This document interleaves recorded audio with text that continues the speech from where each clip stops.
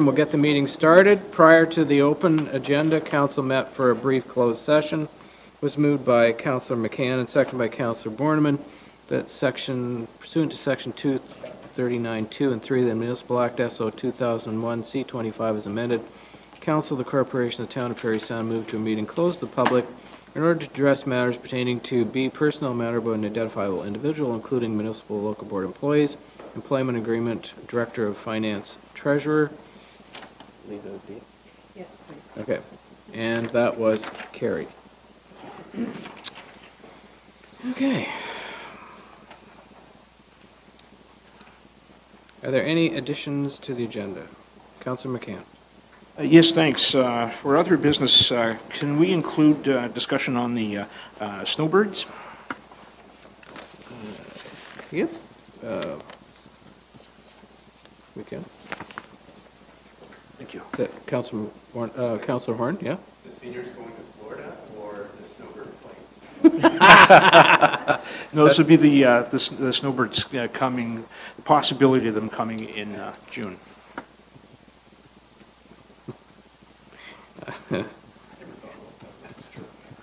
Oh, you will someday. Any further additions? Any prioritization? No? Okay. May I have a mover and seconder for the agenda, please? Councillor McCann, Councillor Horn. Council agenda for January 16th, 2018 be approved as amended. All in favor? It's carried. Any disclosure of pecuniary interest or the general nature thereof? Seeing none. May I have a mover and seconder for the minutes? Councillor Keith, Councillor McCann, that the minutes of the regular council meeting December 19th, 2017 and the special council meeting January 9th, 2018 be approved as circulated. Any discussion on those minutes? Seeing none, all in favor? That's carried. Questions of staff? Councillor Keith?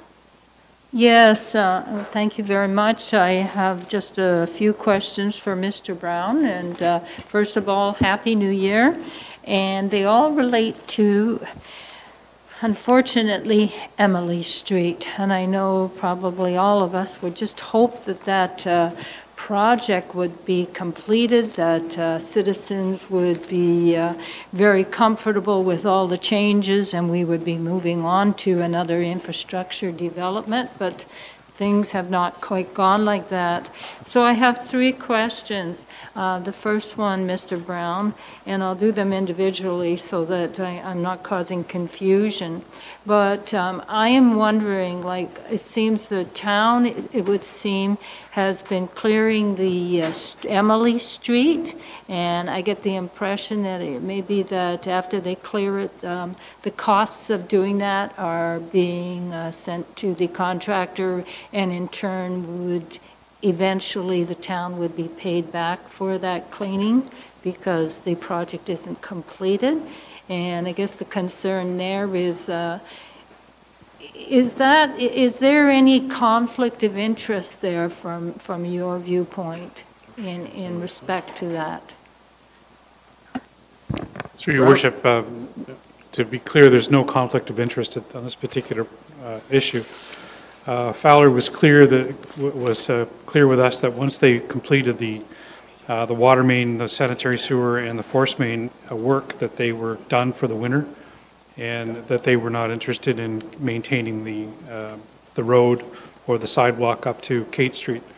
So we stepped in and said that we would maintain it for the winter, and that we would be sending them an invoice in the springtime. Whether they're going to pay that or not is another topic of discussion in the spring. But we wanted to make it clear that we were ready to provide a service to the ratepayers there to ensure that the road was kept clear. So that's what we're doing. Second question is, right now then, any fire hydrants that are in that area, who has the responsibility to keep them clean? To see that they're working in good working order? Through your worship, when the water main was activated and the temporary services were disconnected, Fowler said that the hydrants are now active and live. So I immediately let the fire chief know that they were active and available in case there was an untimely fire in that location, in that area. So they are running, they're working now.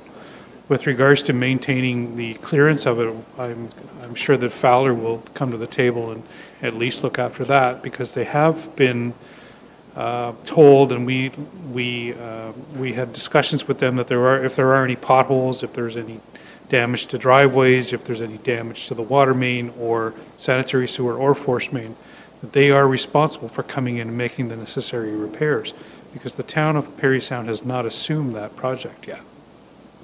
And therefore, can I conclude, because the town has not accepted that project, is not completed, and it's not their responsibility at this point, then any of the driveways where citizens in that area feel there's refuse and material, construction material in their driveway that's causing them havoc in cleaning their snow, etc., that they need to contact Fowler? Is that the way they should be going if they have issues in that for liability, etc.? Through your worship, that's correct, but we've spoken to every property owner in that on Emily Street, and we've also ensured that the driveway and the entrance and the access to every property is clear and available for each one of them. So if there are any issues with something that's over and above that we're not aware of, by all means to let Fowler know or let me know, and I'll contact Fowler. But we have not received any complaints with regards to that whatsoever. Well, it may just be my phone gets to ring instead of yours, because evidently there has been some concern in that area. And I think what it's amounting to right now is where if there has been refuse or whatever as a result of construction and it's in the driveway, and then people are cleaning the driveway, and sometimes I guess, well, I know from having a snow blower myself that fan belts can break if things get in the belt. So the bottom line is that Fowler is one of the parties they should be contacting if there is an issue.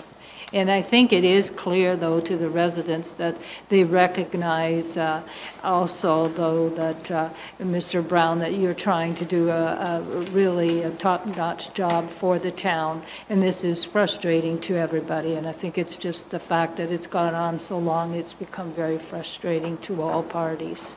So thank you. Councillor Borneman? Also for Mr. Brown, and a concerning issue, I received a report the other day that from an individual that I think is a pretty reputable sort, of a wheelchair being lodged in the railway crossing on Church Street. And he was expressing his concerns about this and saying that he felt in part that it was due to the snow, but also the wheel from the chair was down between the rail of the actual rail and the crossing. What's our liability, and what recommendations would we make to people using these pieces of equipment through the winter months, Mr. Brown? Through your worship, we've had discussions with CN regarding the Forest Street crossing.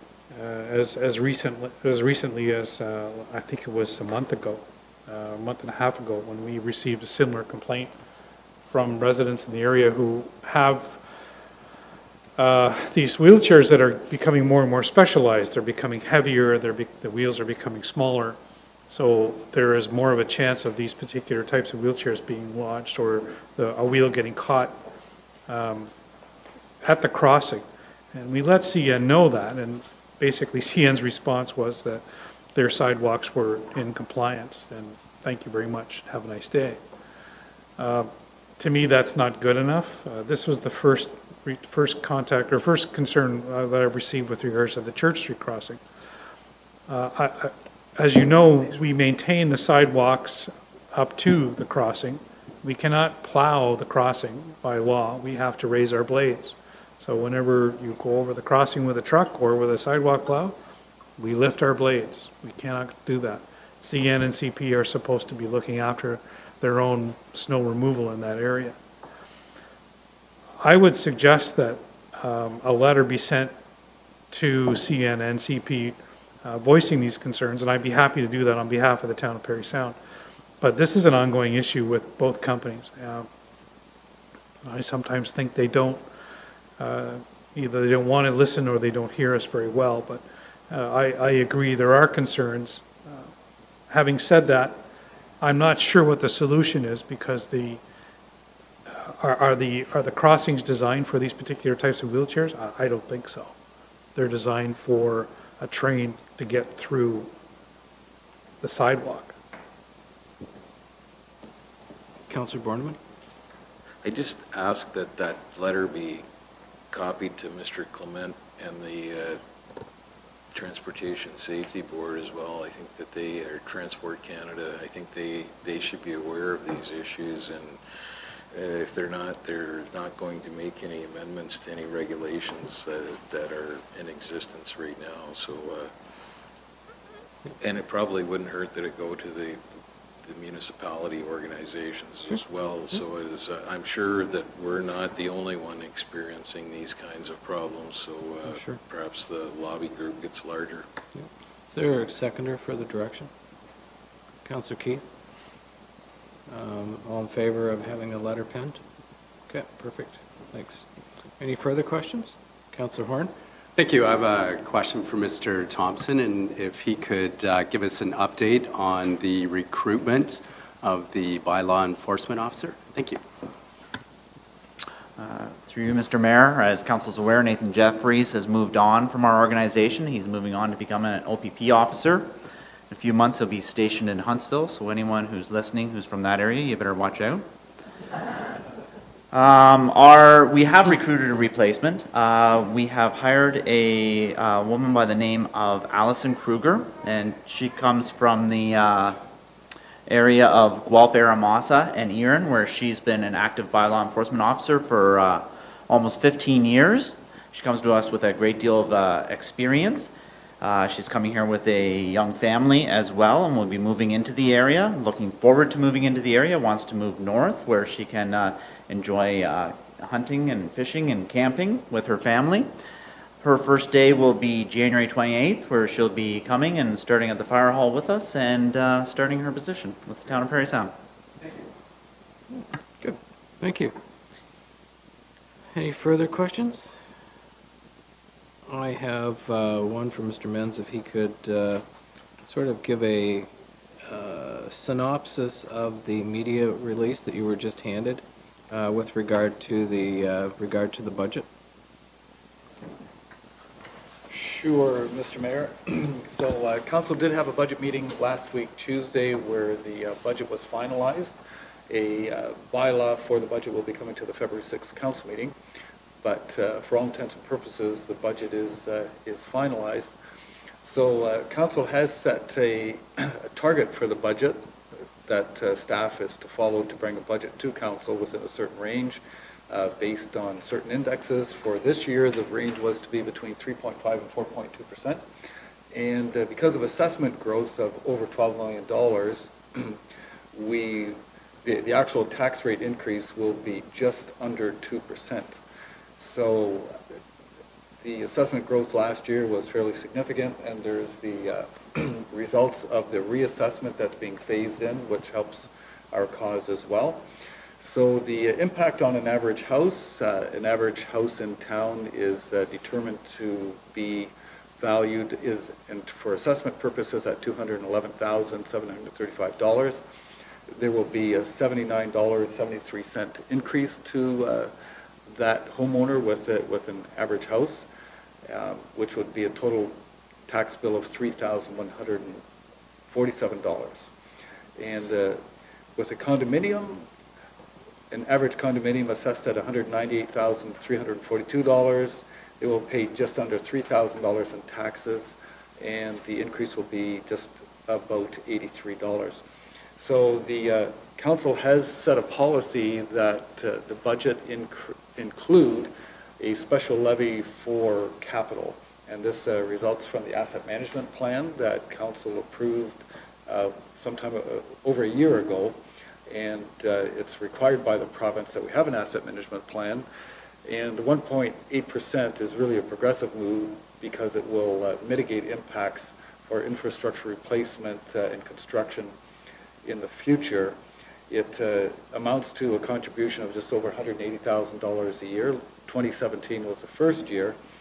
And because, again, so the 1.98% overall tax increase really includes that 1.8% for the capital levy, but assessment growth has helped to mitigate the impact of the, it would have been higher, obviously, if we didn't have the assessment growth.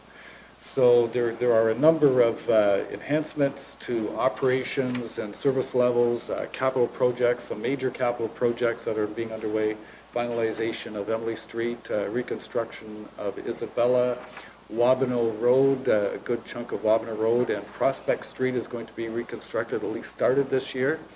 The replacement of the floor at the VOCC, the ice pad, is just over $1,100,000.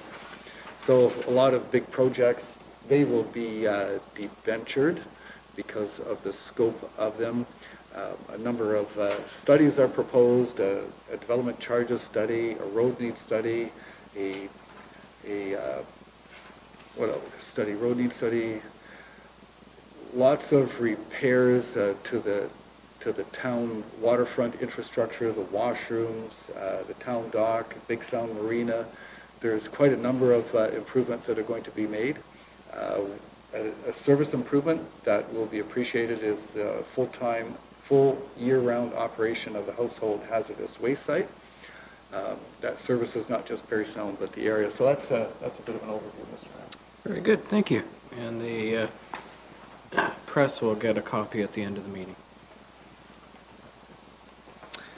Okay, correspondence, Ms. Boggs.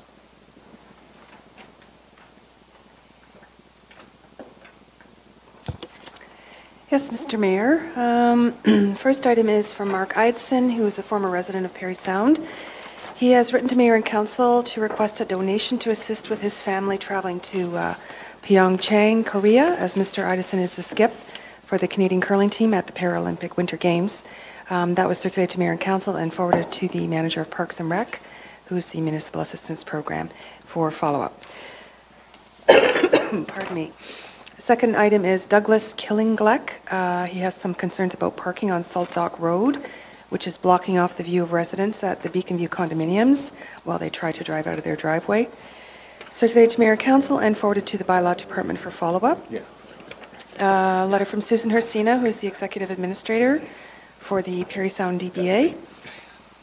They wish to let Council know that they're supporting the board resolution, their board resolution regarding the plans by the Beautification Committee of the DBA, as presented to Council by Brenda Ryan. This was circulated to Mayor and Council and forwarded to the Director of Development and Leisure Services for follow-up. The next letter is from David Pierce, who's the Supply Chain Officer from Stewardship Ontario, and it's a letter outlining industry funding for the municipal blue box recycling for the third quarter of the 2017 program year. Circulated to Mayor and Council and forwarded to the Director of Public Works for review. Next a letter is from Lisa Cook, Team Leader, YMCA of Simcoe, Muskoka. Letter of request for a partnership of Parry Sound with the YMCA Employment Services annual Parry Sound Job Fair through promotional and financial support. Circulated to Mayor and Council and forwarded to the Manager of Parks and Recreations, who also does Municipal Assistance Program, for follow-up. The final letter is from the Ad Hoc Wellness and Pool Recreation Committee, a citizen-formed committee. They have made a request to Mayor and Council to put a question on the municipal election ballot regarding appointing a Parry Sound Council representative to a West Parry Sound area-wide recreational complex advisory committee. As a side note, this request was made to all West Parry Sound area municipalities, was circulated to Mayor and Council and forwarded to the clerk for follow-up. And I would like to add that if Council can provide me with any direction if they wish, I can follow up with that. Otherwise, I would be answering this committee in negative, that there is no, it's just too tight a timeline. Unfortunately, we just got the letter last week, so I didn't have a chance to do a lot of research on it. But so that's up to Council. The final item is AMO watch file. And we got it for December 14th, December 21st, and January 4th, and it's an update on municipal industry news. Circulated to Mayor and Council and forwarded for inclusion on the agenda. Okay, thank you. You're welcome. Councillor Horn? I was just wondering if Ms. Boggs, in terms of the pool committee, and just explain what is required under the Municipal Act to actually put a question on the ballot. Through you, Mr. Mayor. I'm glad you asked that question, Councillor Horn. As you all know, we already have a question slated for the ballot, which falls under the Fluoridation Act. The question is already in the Act. We don't get to figure out what it is. They tell you what to ask. And that question is based on, the question will be answered and binding based on more than 50% of the people who voted, depending on what the outcome is for that. This question would fall under the Municipal Act, which has a few different differences in it. Because it's a general question on the ballot, then the area-wide municipalities would have to determine what exactly that question is. And they are putting it to all the area municipalities. In my point of view, perhaps a redundant exercise if we don't think that some of them aren't going to be joining this venture. I know Sequin brought this up at their committee meeting at their council meeting last evening. And there the clerk offered to do a report to council to sort of outline the pros and cons, if you will. And council has accepted that, so they'll be providing a report to council on their meeting on February the 5th, I think. And I cannot speak for McDougall Council, but I know, having spoken to their clerk, that in 2015 they did respond to this by saying they would be happy to sit on the committee. So I think they're thinking perhaps I shouldn't speak for them, and I'm not. But perhaps they might think that they've already agreed to do this. Why would they put a question on the ballot? So as far as the other municipalities, I'm not aware of what their plans are. But certainly if council wanted me to do a report, I could have that ready for the next meeting if they wanted to. Otherwise, I don't know how an exercise like this would be helpful, I guess is the best way to put it, in terms of area-wide participation. Okay. Are you making any direction for a report? Or? Well, I was just saying, just as a follow-up, wouldn't it be easier if just a letter came to council asking us to designate a member to sit on a pool committee rather than taking it to a municipal ballot? Well, through your worship, that's certainly up to them. I can't speak for the committee. I don't know them very well, and this is the first I've heard from them. So that's certainly possible. There's no reason why they can't go to all the councils and ask, to form that committee and ask for a representative on it, and then it would be up to council to decide. Yep. So I'd just like to make that direction that Ms. Boggs follow up with the report for the next council meeting. Okay. Is there a seconder for the direction? Councillor Keith? Any further discussion on the direction? Councillor McCann? Well, I guess maybe I'm just a little confused. The question, to put a question on the municipal election ballot regarding appointing a Parry Sound council representative, as Councillor Horn was saying, it would seem to me that just a request to appoint somebody, are they asking for a financial commitment at this point from each municipality by way of having a representative, or is it just all in principle? No, they are not asking for a financial commitment. They're from what I can gather, it's a citizen-struck committee, ad hoc committee, and they're trying to corral the cats, perhaps, and putting it, making that formal request that they'd like a question on the ballot for all the West Parry Sound municipalities. Perhaps a delegation to council might be more appropriate. Okay. So just to clarify then, they're just moving forward and asking the voter for, I guess, a stronger commitment from the various councils then. Is that I would take it to mean that. I would take it to mean that, yes. Councillor Borneman? What's the timeline that a decision has to be made, or a question has to be developed, or whatever, to be on the ballot? Through you, Mr. Mayor. Well, we have to pass a bylaw to put a question on the ballot by March 1st. And a public meeting has to take place prior to that. Just the same with the fluoride question. We've struck a public meeting on February the 20th, and that's when the bylaw will come forward. The difference in the fluoride question is that council has already agreed to put it on the ballot.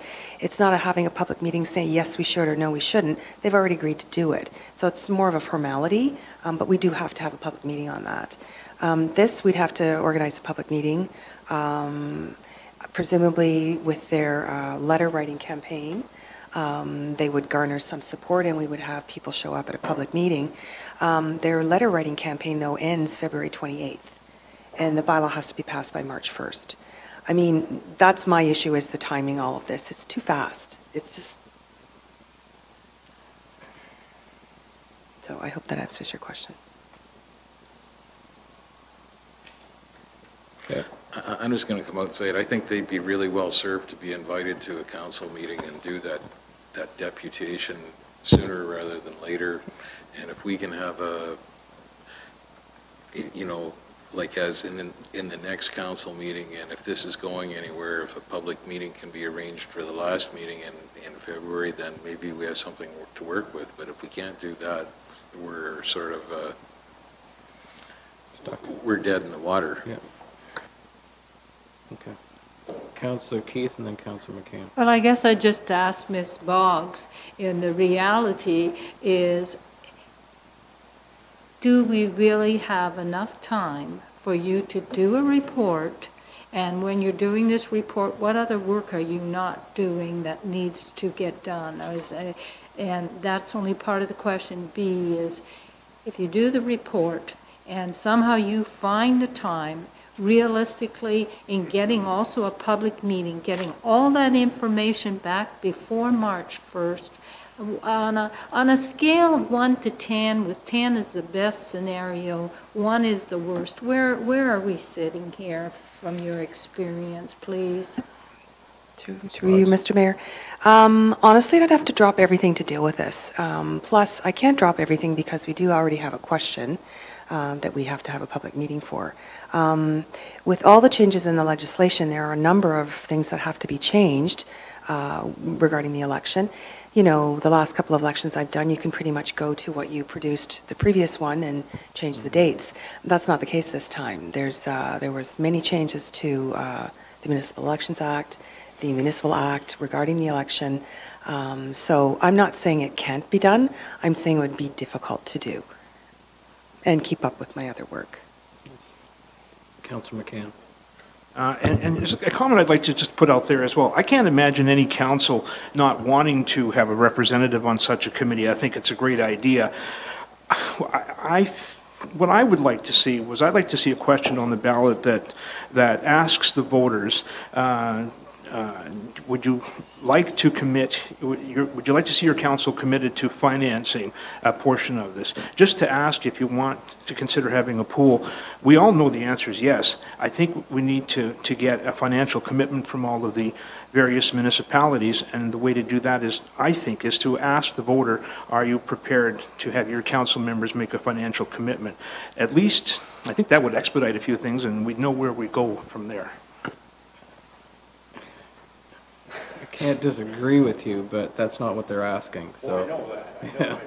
Councillor Horn. Wouldn't all the municipalities in the area have to agree to that question? And how long is that debate going to go on for? Yeah. Anyway, we have a direction on the table. So if that could be just clarified for me, that council would like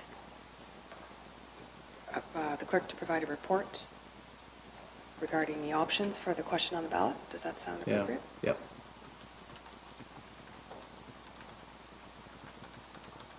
Does that work? Yep. Okay. All in favor? That's carried. Okay. Next is the deputations portion of the meeting, and we have Hillary Cutler, Community Health Promoter from North Bay, Parry Sound District Health, North Bay Parry Sound District Health Unit. Welcome, Hillary. I understand Hillary's presentation is going to be about 20 minutes long.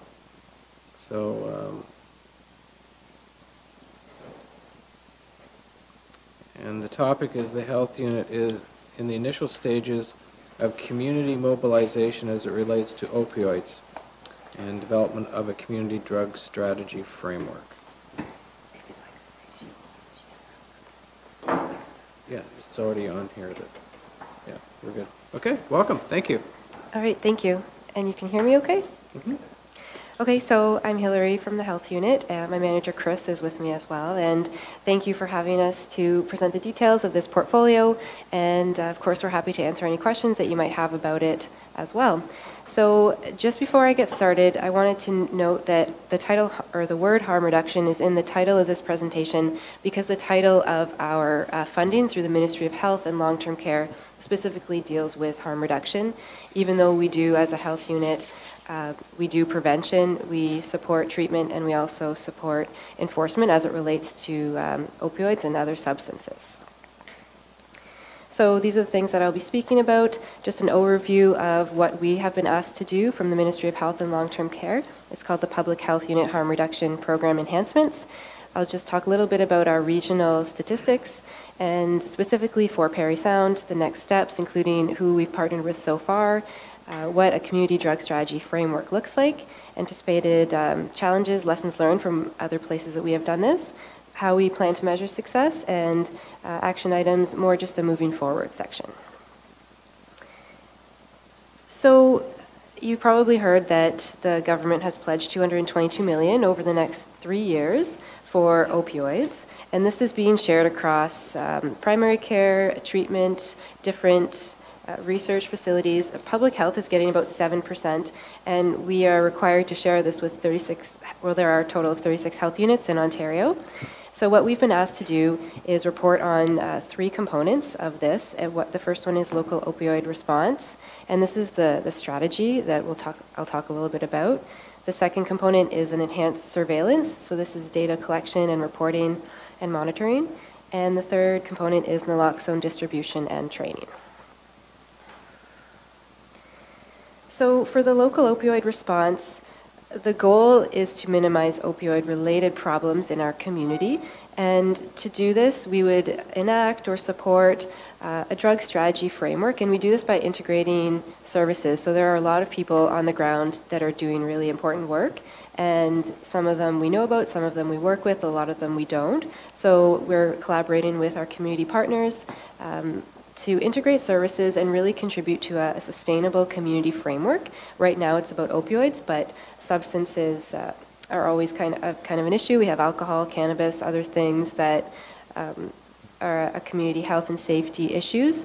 So a sustainable framework is important, and ensuring a balanced approach. So we have harm reduction, absolutely, but we do support treatment, we support enforcement, and the health unit itself, we do a lot of prevention.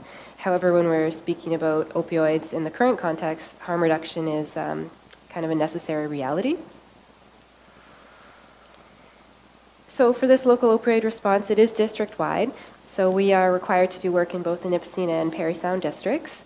We work closely with our community partners, and we do a lot of by the community, for the community work, things that are mutually beneficial, things that will be tailored locally, and also things that we are required to report to and our direction from the Ministry of Health. So when I say the large focus is on upstream health promotion amidst a downstream problem, I'm really speaking to upstream. If we're looking at the components of a drug strategy framework, upstream is more prevention, and downstream is more that treatment, enforcement, even harm reduction. So upstream means really focusing on improving the social and economic structures to decrease barriers and support and increase supports for people so that they can achieve their full health potential.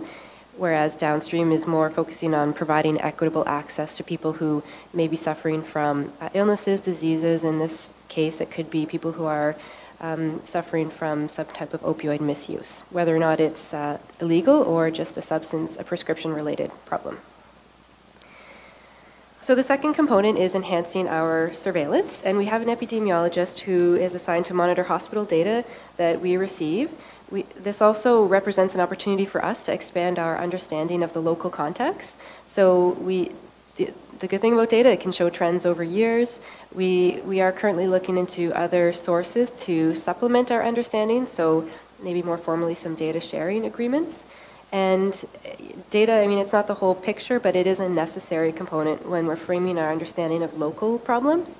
And this is especially true with opioids because a lot of what we know as a community is really framed by the stories that are reproduced from papers in Toronto and Vancouver, where the opioid situation is quite different than what's happening in our district. And absolutely uncertainty exists about this amongst the community, our partners, even ourselves. And it's always a challenge to manage this. So data is a great tool for kind of aiding us in this as we move forward.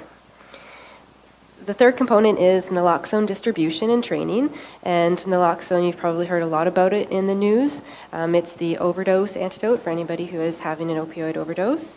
And so our role is to dispense this to eligible organizations. This includes agencies, now police and fire services as well. And we will train people on the administration of it, agencies, sorry, as required. And we provide it to high-risk clients who access our needle exchange program at this time. So there's a lot of work being done, particularly through the AIDS Committee. I know they have trained several agencies in North Bay and Parry Sound already. So we will be working to just kind of connect our work plans. And we do have some tracking and reporting responsibilities to the Ministry of Health regarding this as well.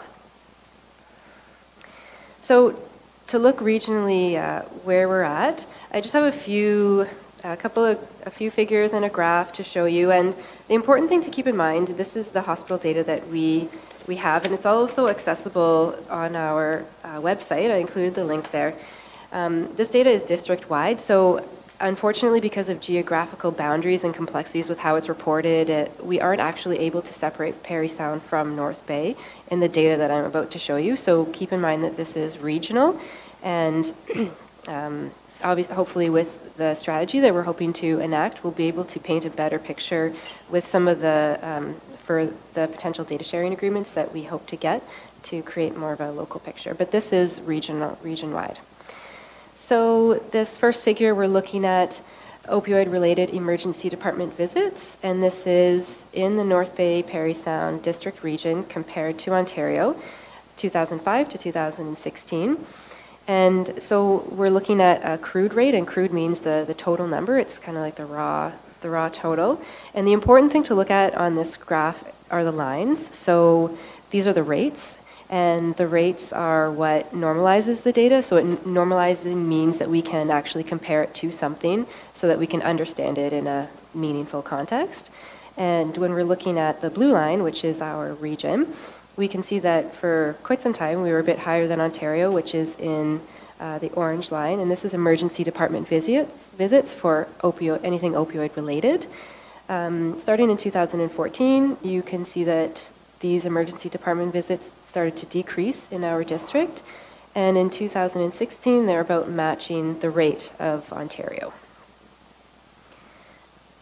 So this is a summary of the graph that the figure I was just showing, and this data is from our hospital sources. So we can see that between 2005 and 2016 there were an average of 38 opioid-related visits per year in our district to the emergency room compared to an average of 22 in Ontario, but that did decrease starting in 2014.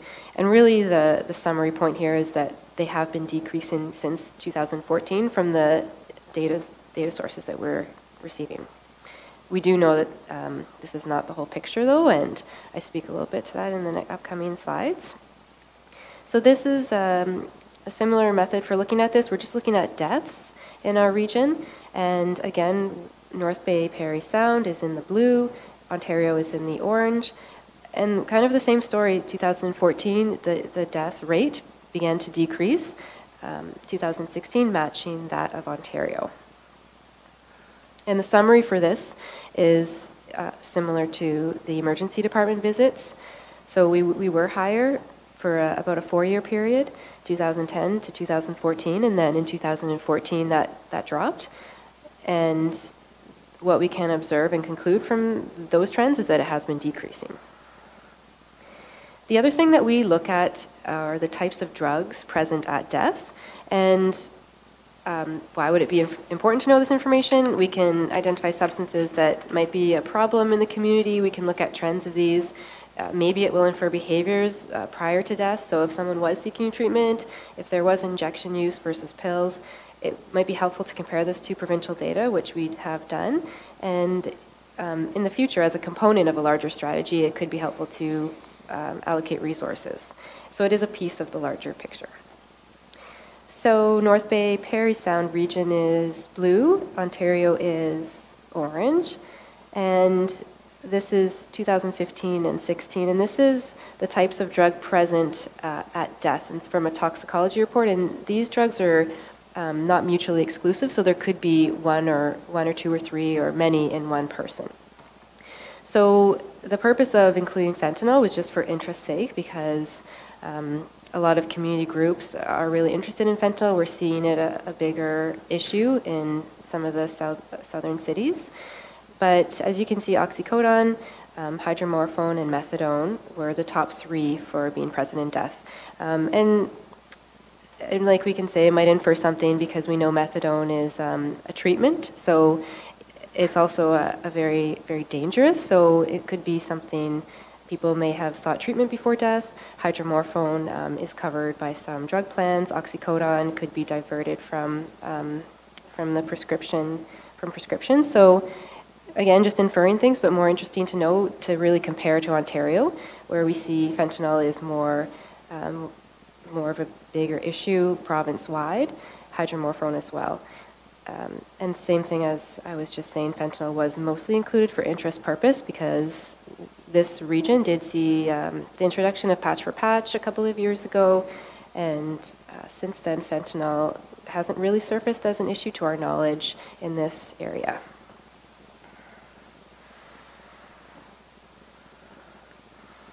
So we currently report on emergency department visits, deaths, and types of drugs present at death. Just as a summary, at this time we've observed that emergency department visits and deaths have decreased, and the top three drugs present at death are different than ones that are provincial. There could be a lot of reasons for this: geography, culture, prescribing practices. So there are some limitations to the data that we have. Not all cases are reported to the hospitals and not captured in the system. It doesn't consider naloxone use, which the effect of this is unknown, and it's not clear if we'll be able to really truly capture the effect of naloxone just because of people returning their kits. It's just a low percentage. And prescription patterns are not included in this data, and those also have a role to play in what gets diverted. So the next cycle that we're kind of looking at, enhancing our own surveillance through data sharing agreements, mostly first responders who will deal with these calls and get the real-time information, and just sharing opportunities so that we can bring awareness to the community, even perhaps maybe media, other agencies. So it's more of a fact-based, localized understanding, because we just know that isn't really out there at this time. So we are looking to just create a clearer picture. So if we're speaking specifically for our work in Parry Sound, we're continuing to build our internal harm reduction program to respond to the ministry requirements, but this includes fusing our upstream planning. This is kind of creating a local drug strategy framework with treatment. We're required to do naloxone, as well as increase our data surveillance. So we're working with our stakeholders, leveraging some expertise that's already out there, and engaging with the community. So just making sure that it's a balanced approach, and everybody there that's currently working in this area is together and sharing findings to date. So these are people that we have so far. There are more to come. We are connecting more with some first responders, so EMS and people at the hospital, but to date we've spoken with the Ontario Provincial Police, Canadian Mental Health Association, District of Parry Sound Social Services Administration Board, Wissahickon First Nation, and the Health Canada First Nations Inuit Health Branch at the Parry Sound Health Centre. So again, we're just trying to connect more with people who are working in prevention, enforcement, treatment, harm reduction. So we have that balanced approach. And This is the federal government's 4 pillars of a drug strategy. If you look at any framework for any drug strategy committee, this is usually what it looks like. These are the 4 pillars. We say we focus on harm reduction, but we do really a comprehensive approach. And the goal really is to decrease opioid-related harms through our partners working together for mutually beneficial goals, knowing that the health and safety of the community is number 1. So things that we've learned just from working in other jurisdictions on issues like this, working with several agencies and competing priorities is a reality. So particularly regarding data sharing, if it's an agency that's interested in the privacy of clients, there's some hesitation sometimes towards that, a time commitment for sitting on meetings, a desire to rely on treatment. We see naloxone is really widespread, just an understanding that, or a belief that this is kind of like the quick fix to the problem. And we do really place a big emphasis on the evaluation of our efforts to make sure that what we're doing is impactful and actually making a difference. And group momentum is difficult with behavior change because we don't typically see quick wins, because change like this will take time. But I know that the perception around naloxone is that when it's used and it's effective and it's reported on, then you do get that momentum with partners that feel that we are making a difference. So we've also learned that key messages for the public should be drafted together with our partners so that we're all on the same page and having a shared ownership, because nobody owns this topic, but to have a community feeling like we all have contributed to the message is very important. And you might be familiar with SMART objectives, specific, measurable, attainable, relevant, and time-bound. So this is a way that we're always evaluating what we say we're going to do and making sure that we're doing it effectively. And we really focus on the process because this change does take time. So a process evaluation looks at how well are we doing, are we being effective, rather than are we consistently decreasing opioid-related harms. And we definitely have the capacity and means to set up metrics like that, and we'll be leading these activities just because we right now have the capacity to do so and have a lot of interest from community partners. So moving forward, we will be having a first meeting with the partners that you saw on one of the previous slides, as well as others who will be joining probably in early February. And stakeholder mapping is more from our end, just to make sure that we've included everybody and agencies to just really share common interests, identify shared goals, develop a work plan. But first, it's really just that information sharing that kind of, I think most people crave, and really people, when they feel that they're in a connected, good relationship with partners, then we're really able to get momentum, I find. So it's really just building those first few encounters, and communications is always such a big key branch to the work that we're doing. We know that we don't want to just collect data and have it sit there too. We really want to translate it into any type of knowledge exchange product. Anything that would be helpful for our partners and the community is pretty important to us. But we want to do this with all of the partners, and that's where we're at this time. So I think that's all that I had to say. I'm happy to take any questions. Okay, thank you. Any questions? Councillor Horn. Thank you for your presentation. The date that you have in early February, when you get that narrowed down, can you send that to the town so we can send a representative to that meeting? Yep. Thanks. Thank you. Any further questions? Seeing none, thank you very much. All right, thank you. Safe travels. Thank you. Yeah. Okay, next is reports. We'll start with Councillor Borneman tonight. Thank you, Your Worship. Good evening, everyone. On January 3rd, I attended another strat planning meeting at the airport. We're moving this along as quickly as we can, but it does take time. On the 7th, I attended the mayor's levy. Maybe I'll leave that for you to speak to, other than saying it's seldom that a project gets universal acclaim in any community, and this one did. Okay. On the 9th, the Airport Commission held its regular monthly meeting. Phase 7 is well underway. runway redevelopment dominates our time and effort at this point. On the 11th, along with Councillors Keith and McCann, I attended a brief meeting at the Parry Sound Industrial Park Board. We accepted the finances and listened to an idea about solar farming on parts of the property.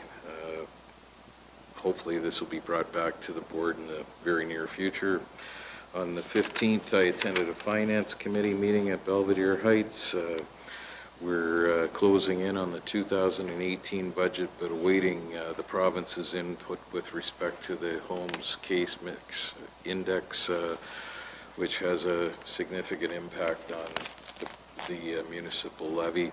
I'd remind everyone that the OPP Parry Sound High School hockey game that we agreed to sponsor in a sort of a way happens this Thursday, starting at about 12:45, I'm told. I want to congratulate a young local fellow, Graham Ritchie, on making the Canadian Junior cross-country ski team. He's off to Europe later in the season for an extended period of time. And I want to send a huge congratulations to Chris Lee from MacTier on making the Canadian men's Olympic hockey team in Korea. Chris is a graduate of the local minor hockey organization. He's to be commended for his efforts in his chosen sport. That's my report for this evening. Thank you very much. Councillor McCann? Thank you, Mr. Mayor, council and staff, people here in the gallery and those watching at home. Wednesday, December 20th, I attended the Belvedere Heights Monthly Board of Management meeting, a fairly straightforward meeting in which strategic planning, finances, CEO evaluation, survey results were all discussed. As Councillor Borneman has mentioned, we are closing in on the 2018 final stages of a budget. Also, the safety and security capstone project, I'm going to talk about that in a minute, we were provided with an update. 126 seniors benefited from the Adopt a Senior program over Christmas. This year's Tree of Memories fundraising campaign brought in just over $2,900, and we received a $500 donation from the Knights of Columbus. So we are very much appreciative and grateful for everyone who's made contributions to the home.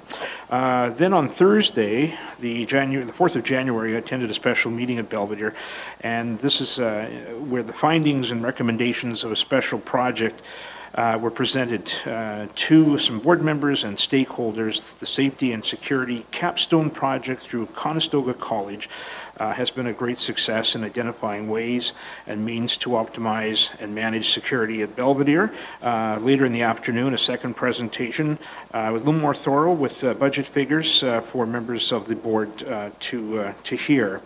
There's 3 phases of the plan, and it's up to the CEO and board to decide how we're going to find the money to do that and move ahead. But it certainly optimizes some security and makes everyone's life a little easier and safer throughout the whole from day-to-day operations. The Town of Parry Sound Council 2018 budget meeting, of course, last week I attended. Again, Councillor Borneman has mentioned the Industrial Park Board meeting that we attended. Park to Park Trail Association annual general meeting took place on the evening of January 11th. That was a Thursday. That was followed by a regular meeting. Just a couple of points. This one was in Rosso. It has been a great year, although it became a little costly in repairing washouts. We had some unusual storms this past summer. And we also, our trail passes are up over 27% from sales in 2016. And we have a great deal that's come together in partnership with CF Moto, mutually beneficial in many ways. We're going to have vehicles, money for signage. We're going to enjoy the distribution of our maps and brochures, lots of participation, lots of exposure for the organization. The Park to Park Trail Association continues to hear some pretty nice compliments about the use of the trails all season, all year round, and it's putting this region on the map for those who enjoy that. So that's about it. we're looking forward to a brand new year this year, and the regular meeting followed our AGM with just some regular business to take care of. So, yeah, Happy New Year to everyone, and thank you. That is my report. Thank you. Councillor Horn. Thank you. Happy New Year, everyone. On January 9th, I attended the town budget meeting, which has already been stated and reviewed by Mr. Menz. On January 10th, I attended the Bobby Orr Hall of Fame meeting, and I do have a couple announcements. So the first one is in regards to the new Bobby Orr Hall of Fame curator.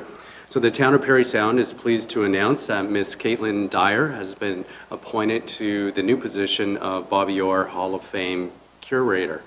As a public historian, Caitlin has a passion for connecting people to stories, has experience in collection management and organizing large-scale events. For the last 7 years, she has worked for the National Ballet of Canada, most recently as the archives manager. She has Masters of Art in Public History from the University of Western Ontario and is currently completing her certificate in Museum Studies with the Ontario Museum Association. Caitlin and her husband are looking forward to making the move from Hamilton to the small town and rural environment of the town of Parry Sound and what we have to offer. And she takes up her new position on Monday, January 22nd. So welcome, Caitlin. Also, announcement for the Bobby Orr Hall of Fame Youth Awards ceremony is slated for Saturday, June 23rd. And based on the success of the last few years, the Bobby Orr Hall of Fame Youth Awards Committee is moving forth with another youth celebration, and Mr. Orr is very excited to continue this new tradition to celebrate youth in our community who are doing wonderful things. So stay tuned for more announcements about the application process. Will be posted on the Bobby Orr Hall of Fame website. Thank you. That's my report. Thank you. Councillor Keith. Thank you, Mr. Mayor, fellow councillors, public and staff. First of all, of course, Happy New Year to all. I attended the Committee of Adjustment meeting. There was one application in respect to rezoning, building of a small garage that was approved. Attended the levy, and certainly I'm sure the mayor will expand on that, but it seemed to be there was about 50 people there, and it was nice to see our MP, Tony Clement, there, as well, of course, the Parry Sound Order being awarded, and that was great. I also attended the budget meeting, that special council meeting, the Parry Sound Industrial Park meeting, and I was involved as a member of a subcommittee for examining the hiring of a finance director, and that's my report. Thank you. Okay. Thank you. Council, staff, and public, as was mentioned, January 7th was the town's levy, and I'd certainly like to thank all those who attended. There were a number of past Order of Parry Sound recipients on hand, and they welcomed in a new member.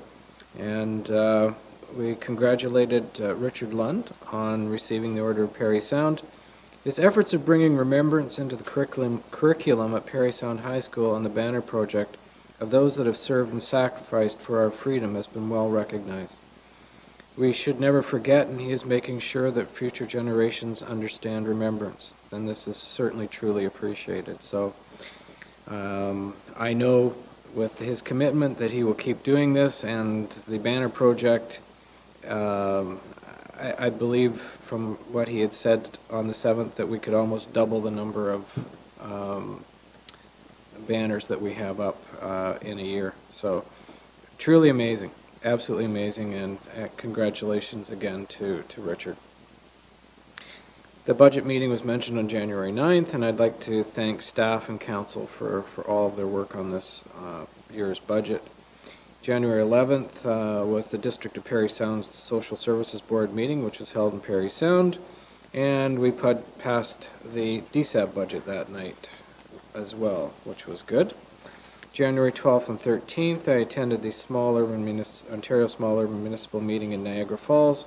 We were able to tour the facility for our conference in May, and we also prepared some topics to be included in AMO's pre-budget submission to the province, and which was appreciated. I think this is the first time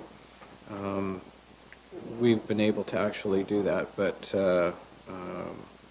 we definitely gave a long list to AMO. So that's basically my report, other than Happy New Year to everybody. Okay, on with the agenda. Yes. Councillor Borneman?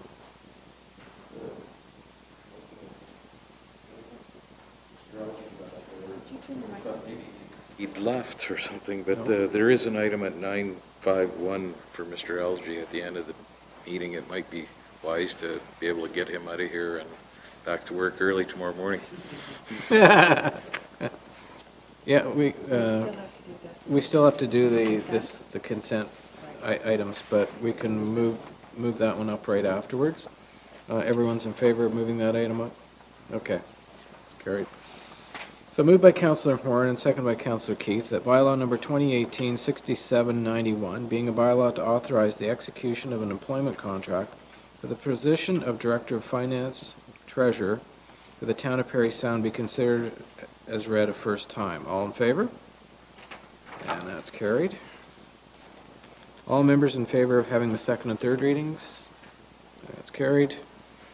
Moved by Councillor Horn, seconded by Councillor Keith, that the bylaw above mentioned be considered as read a second and third time, passed, signed, and sealed. Discussion? Councillor Keith? I'm just wondering if Mr. Menz can mention anything about the hiring of this new person for finance or director, and maybe start date? Mr. Menz? Sure, Mr. Mayor, through you. So council will be passing a bylaw to appoint Kim Chen as the Director of Finance.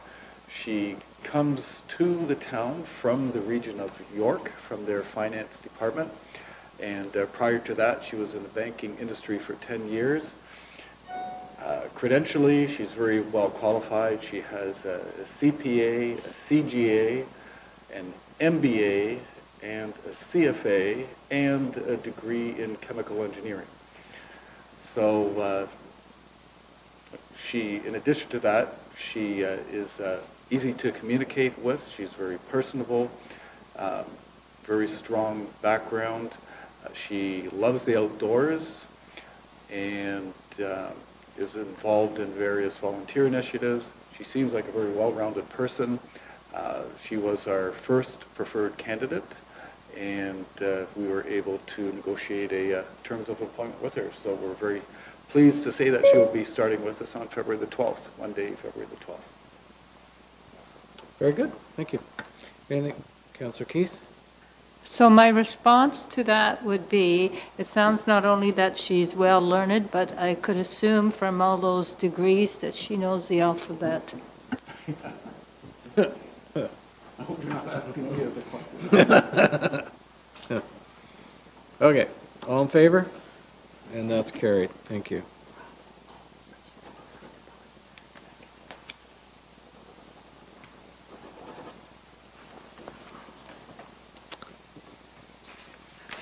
Item 8.1, moved by Councillor Borneman, seconded by Councillor Keith. Council for the Town of Parry Sound purchase a quarter-page full-color advertisement in the Military Service Recognition Book through the Royal Canadian Legion Ontario Command in the amount of $545, tax included. Discussion? All in favor? That's carried.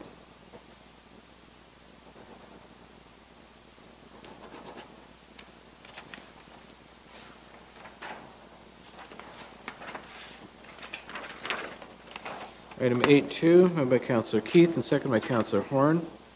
Whereas gasoline prices continue to vary from region to region in Ontario, and whereas this has been an ongoing issue for many years in Parry Sound District, and whereas numerous letters have been written to the province requesting regulation of gasoline to resolve this issue, now therefore it resolved the Council of the Town of Parry Sound support the City of North Bay's resolution 2017-449 attached to Schedule A, which requests that the province consider a bill to regulate gasoline prices, specifically the Fairness in Petroleum Products Pricing Act 2017, to be submitted by Gilles Bizon, MPP, for Timmins James Bay, and further that a copy of this motion be forwarded to the Honourable Premier Kathleen Wynne The Honorable Glenn Thibault, Minister of Energy, leaders of the opposition Gilles Bizon, MPP, Norm Miller, MPP for Parry Sound Muskoka, Amo, Phenom, and the West Parry Sound municipalities. Discussion. Councillor Keith? I guess it's fair to say, I think it's pretty common for people in our community to have noticed if they've traveled outside of it, how there's the variance of the gasoline prices, and I think that all municipalities in the north need to continue the fight to see a more fairness and equitable system. Thank you. Anything further? Okay. I will make a brief comment, and that is I do find the pricing very strange. You know, you can go to Bracebridge and Huntsville and get a much lower price of gas. You can go to Wabashine, you get a little better price. In Toronto itself, the price is crazy. It's more than what it is here. But you know, it's all over the map what it is. They used to say that it was because of transportation costs. Well, they used to say that when we used to have the big tanks sitting in the harbor too. So, I don't know, something's a little fishy, and there needs to be somebody sort this all out. Councillor Borneman.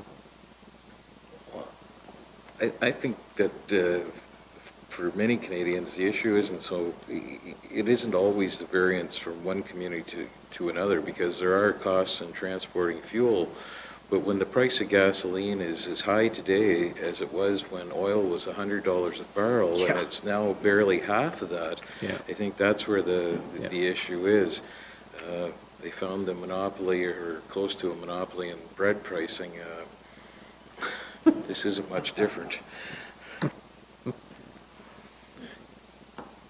Anything further? Councillor Keith.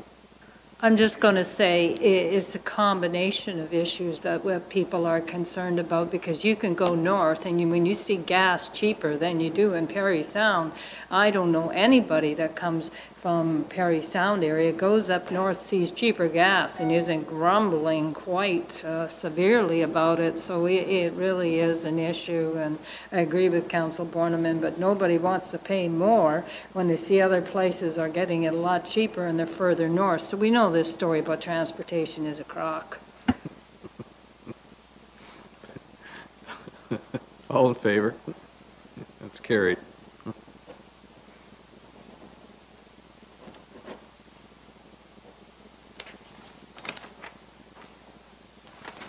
Item 951, it's moved by Councillor Borneman, seconded by Councillor McCann, that consent application number B31/2017 PS Themer 60 and 60A Seguin Street be supported, subject to the following conditions.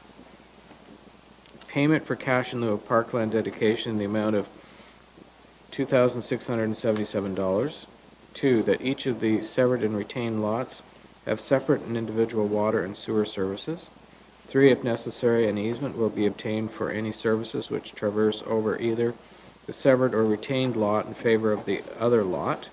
And 4, that both lots obtain relief from the zoning bylaw to ensure the newly created lots are compliant. Any discussion? Councillor Keith? Perhaps Mr. Elgie could just explain this a little further for the public, please. Thank you. Welcome, Mr. Elgie. Your worship, the application is Mike.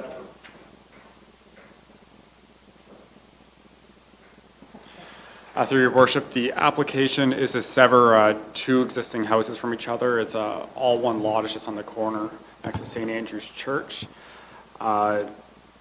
Essentially, it's looked at separating existing uses. Okay. Anything further? All in favor? That's carried.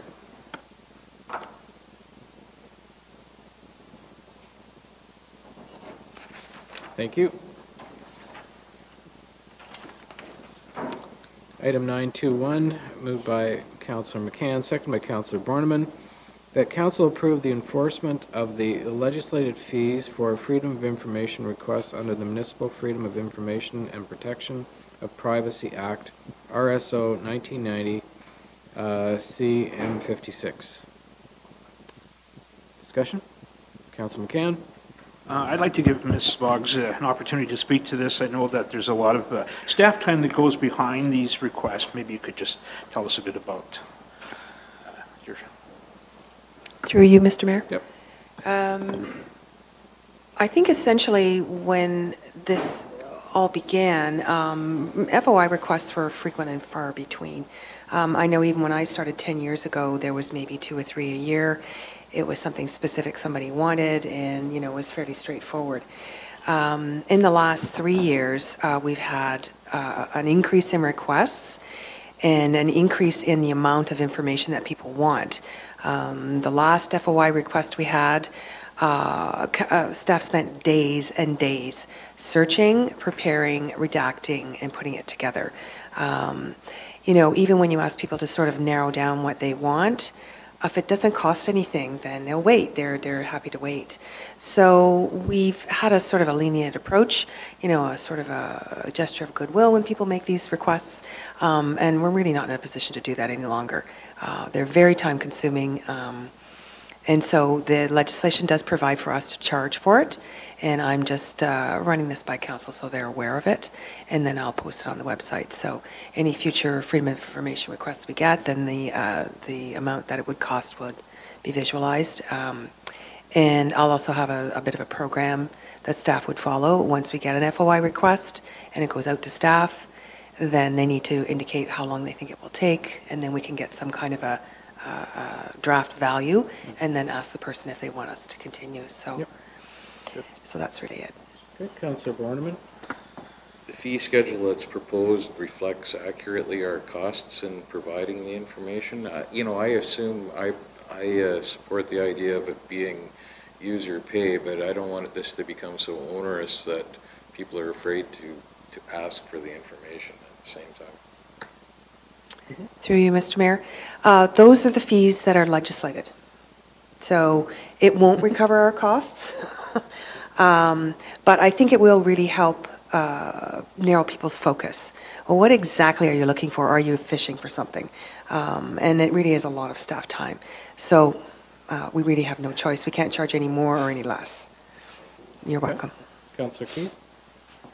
I guess my comment is something along the same line, in that this corporation is trying to be prudent with their money and to use it wisely. And staff time, it costs the corporation, costs the taxpayer something. So if there's a legislated fee that we're entitled to, we should be charging it. Because there's other government services, when there's freedom of information requests, you pay or you don't get it. So I don't think that, you know, when we're concerned 1 minute, as we should be, about what the tax levy will be and trying to be fair there, then I don't think on the other side of the coin we should be saying, oh, for whatever information, you know, it's just freedom, costs, and we'll absorb it all. I don't think that's how you run a corporation in a responsible fashion. So I appreciate seeing this. Thank you. Okay.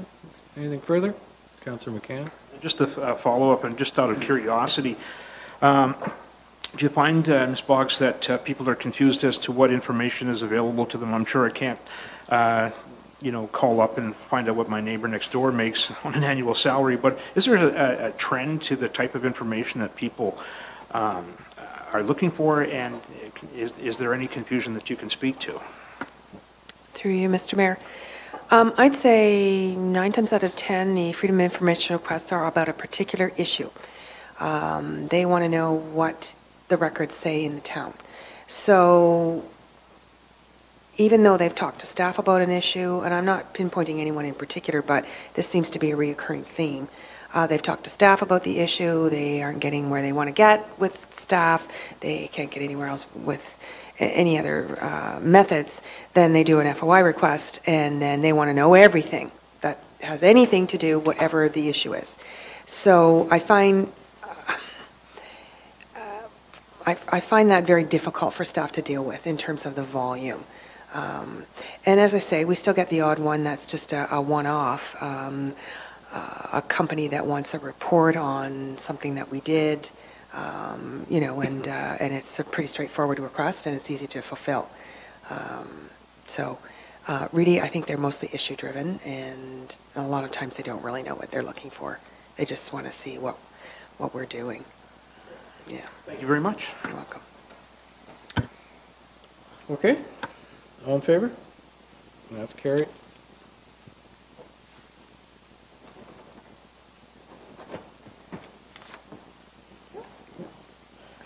Okay, so there's two here.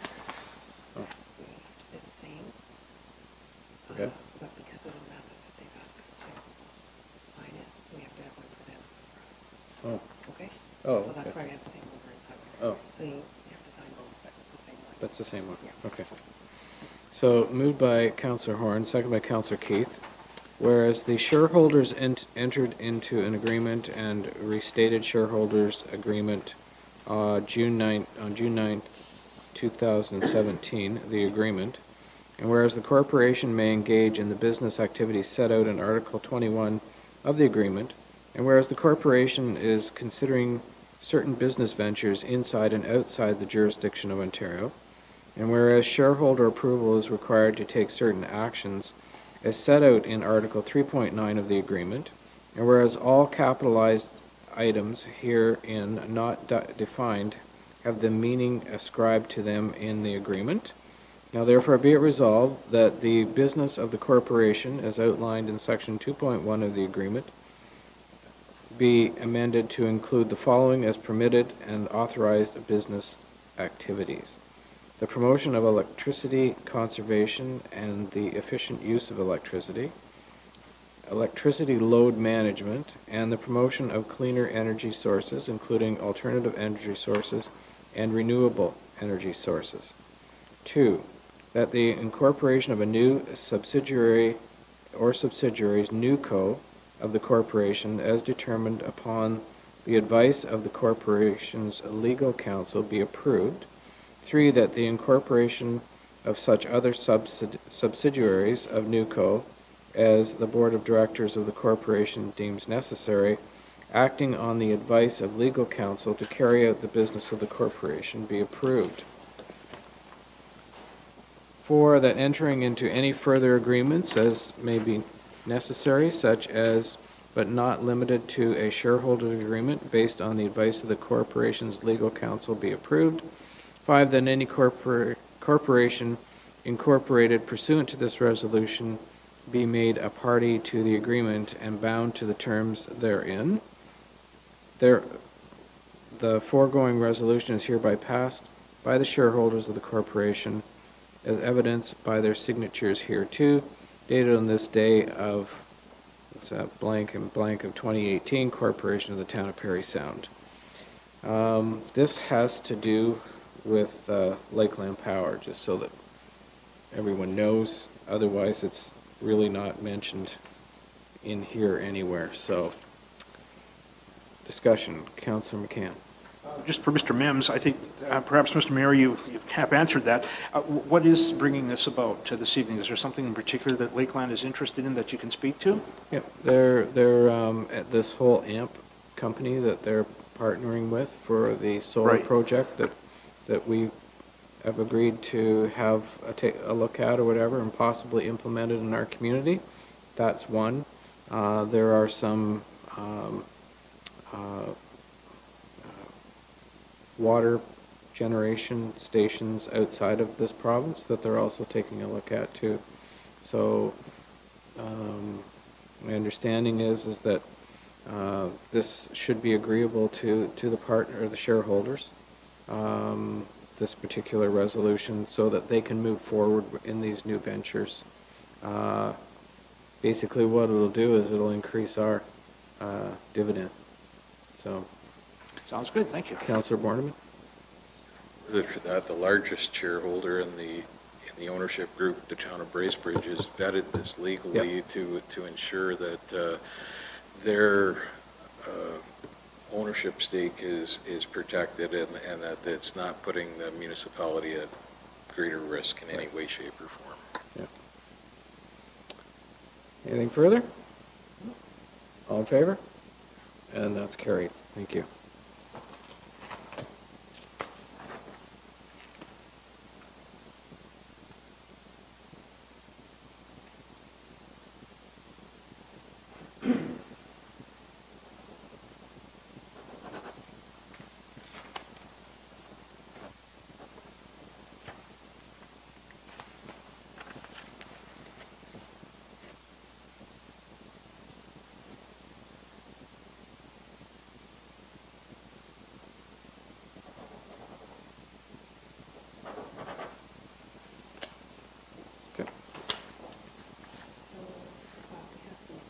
Yep, we have the addition to talk about the snowbirds.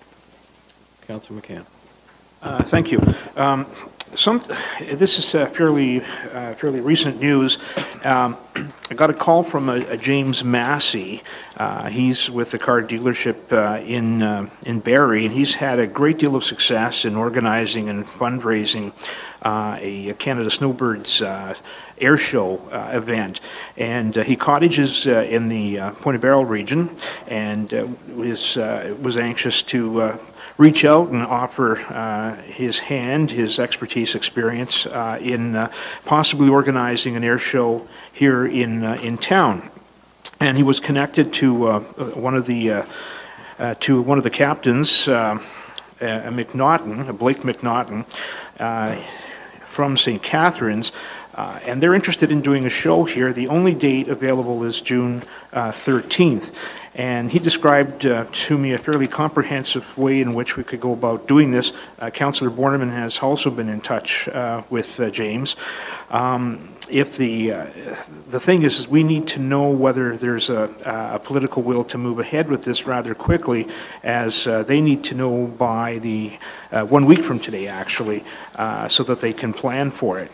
And typically what happens is if you think of an operation such as the dragon boat races, in which there is a lot of help and a lot of coordination, typically you pick one big charity in town that could possibly help out. Could be the hospital, could be Belvedere Heights or something. Sponsorship in the neighborhood of $30,000 to $40,000 has to be raised. And some of that can be traded off in barter for lodging and for meals and such. The corporate sponsors get a lot of value in that they've got flags upstanding in the daytime there where the event is happening. There's all kinds of advertising, and we hope to get the media on board with this.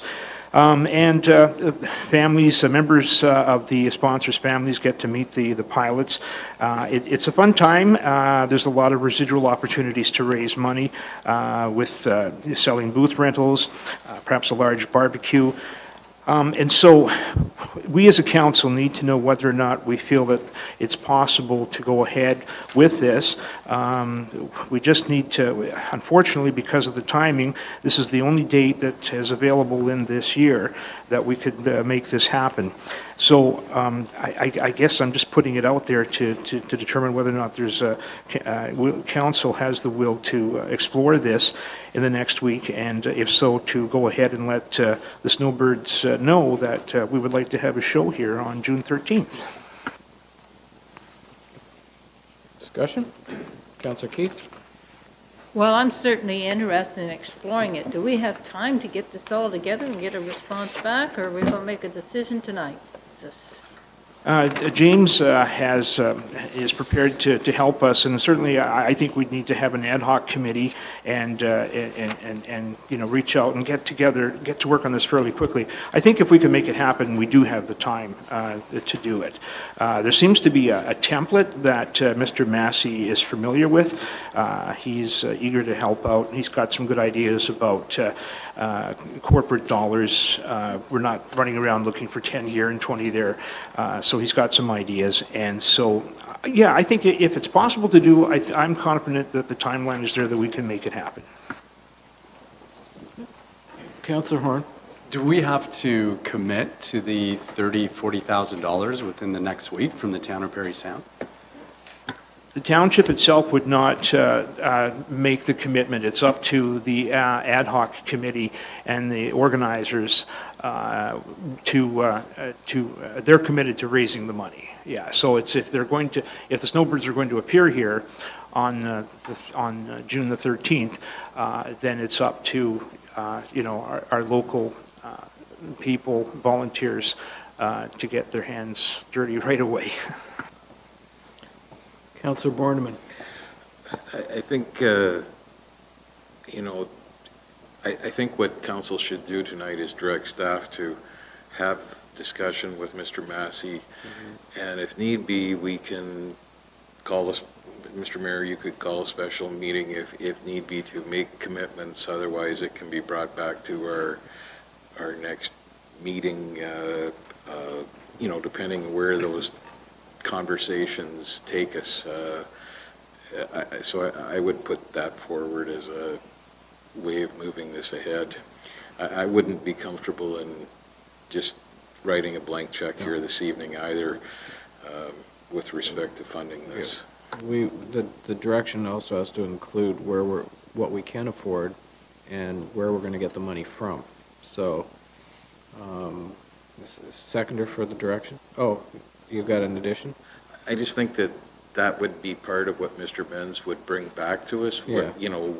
What our contribution would be, yeah, and where that would come out of. Yeah. I don't know that, I don't see any finance people here tonight that are going to tell us which reserve anything might, or how we would manage this. No. Mr. Beaumont's here. I don't think he wants to answer that question. But no. That's right, yeah. Councillor Keith. I guess I would just add, I think this is a really great idea, but when you start getting rushed real quick, we're getting a finance director in here in a few more weeks. If you can get information, that's fine and dandy. If you can get a commitment, I guess that's great. But it just makes me feel that we just finished the budget process and we're going to start this emergency situations 1 week after we've just basically set, or it would be 2 weeks after we've just set a budget. I don't know how wise that is, and I'm just wondering if maybe it would be more prudent to gather that information and be looking at the grand year of 2019 and do it in a much more controlled, responsible way. Councillor McCann. I agree, Councillor Keith. I thought if it couldn't work this year that we could look at this for next year. I like Councillor Borneman's suggestion that if we did give direction to staff to look into it this week and call a special meeting, if we feel that we can do it. I think that Mr. Massey and Captain McNaught, who's directly with the Snowbirds, will be able to fill in the empty blanks at this point in terms of fill into the holes, what the information that we're looking for, so that we could make a more informed decision a week from today. Councillor Borneman. My understanding from this gentleman was that this was being brought to us due to a cancellation.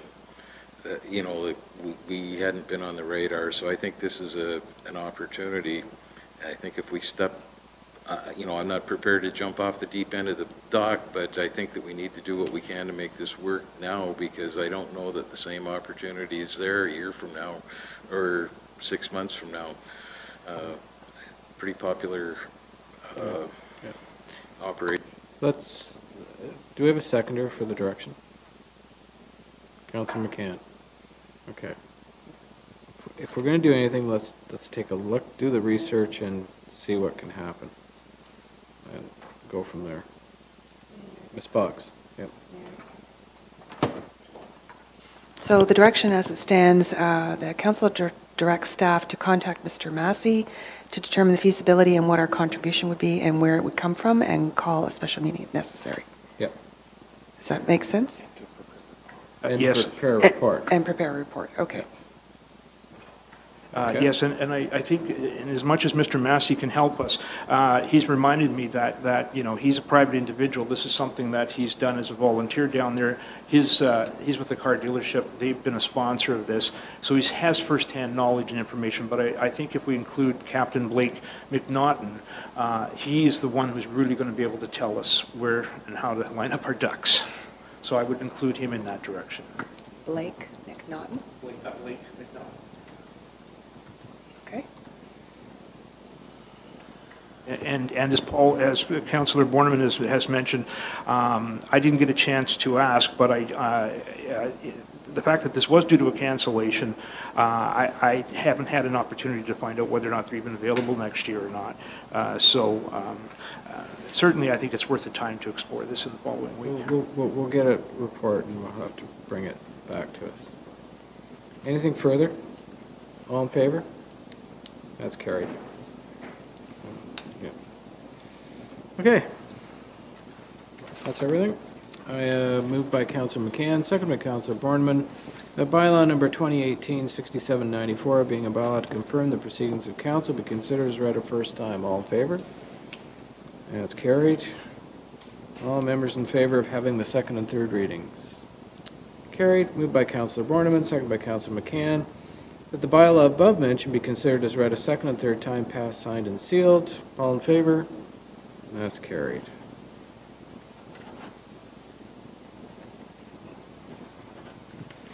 So, prior to adjourning, I'd like to offer the following information to the public regarding the next council meeting.